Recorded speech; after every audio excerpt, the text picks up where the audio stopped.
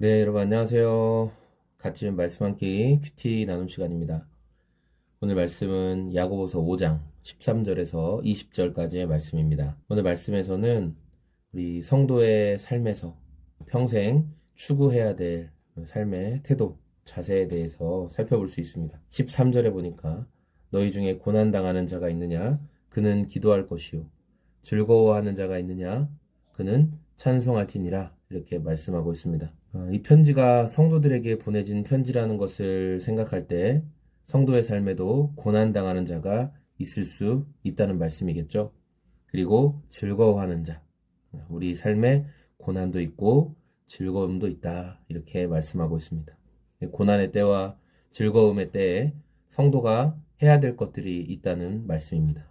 고난의 때는 기도로, 그리고 어떤 계획대로, 생각대로 진행되는 것 같고, 우리 삶에 즐거움이 찾아올 때는 우리에게 그런 기쁨과 즐거움을 주신 주님을 찬송함으로 우리가 살아가야 할 것을 말씀하고 있습니다. 또한 14절에 보니까 성도들의 삶에 병든 자가 있느냐, 성도들의 삶에도 병이 찾아오고 질병의 문제가 생길 수 있다라고 성경은 분명히 말씀하고 있습니다. 예를 들어 그리스도인들은 질병에 걸리면 안 된다든지, 그리스도인이 질병에 걸린 것은 잘못된 것이라든지, 저는 그런 것은 굉장히 이단적인 주장이라고 생각합니다.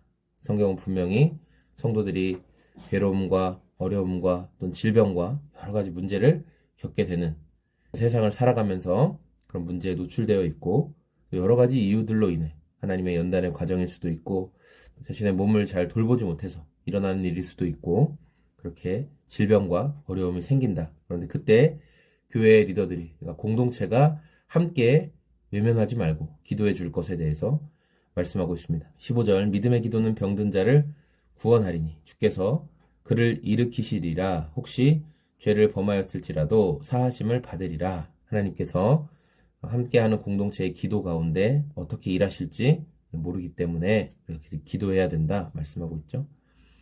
16절에는 서로 죄를 고백해라, 서로 병낫기를 위해 기도해라, 이렇게 말씀하고 있습니다.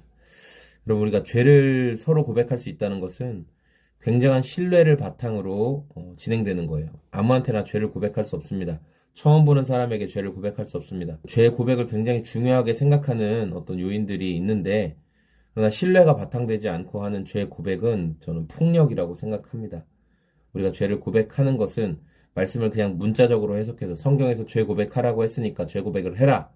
근데 그 배경이 되는 것은 뭐냐면, 이 초대교회 공동체와 같이 정말 공동체 안에 성도들이 서로를 위해 많은 것들을 내어줄 수 있는 신뢰가 바탕이 될 때 죄를 고백할 수 있고, 그리고 그렇게 죄를 고백할 수 있다는 건 공동체가 그만큼 성숙하고 그만큼 주님의 은혜 가운데 서로를 품어줄 수 있다는 것을 말씀하고 있습니다. 우리가 그런 공동체의 모습이 회복되고 서로의 죄를 고백할 수 있을 만큼의 그런 신앙의 성숙이 있기를 소망합니다. 그러면서 17절, 18절에는 엘리야의 모습에 대해서 말하고 있습니다. 엘리야가 기도하니까 3년 6개월 동안 비가 오지 않았고, 또 다시 기도했더니 하늘이 비를 주고 땅이 열매를 맺게 했다. 야고보서를 받는 성도들은 자신들은 엘리야에 비하면 별 볼 일 없는 사람들이다라고 생각했을지 모릅니다. 그러나 성경은 분명히 말씀합니다. 우리와 같은 성정을 똑같은 사람이다.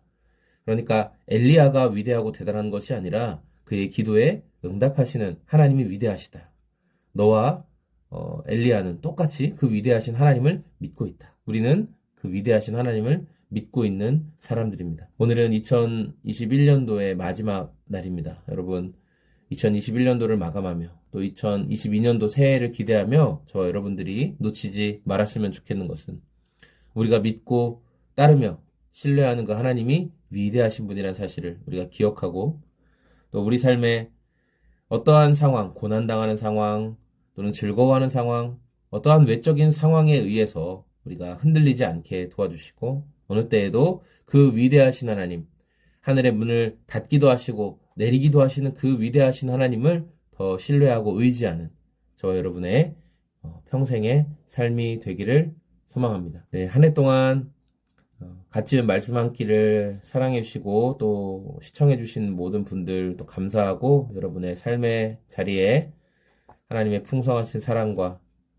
그리고 여러분의 삶을 통해 하나님의 영광이 계속해서 드러나는 모든 영역에서 하나님의 영광을 드러낼 수 있는 여러분의 삶이 되시기를 소망합니다.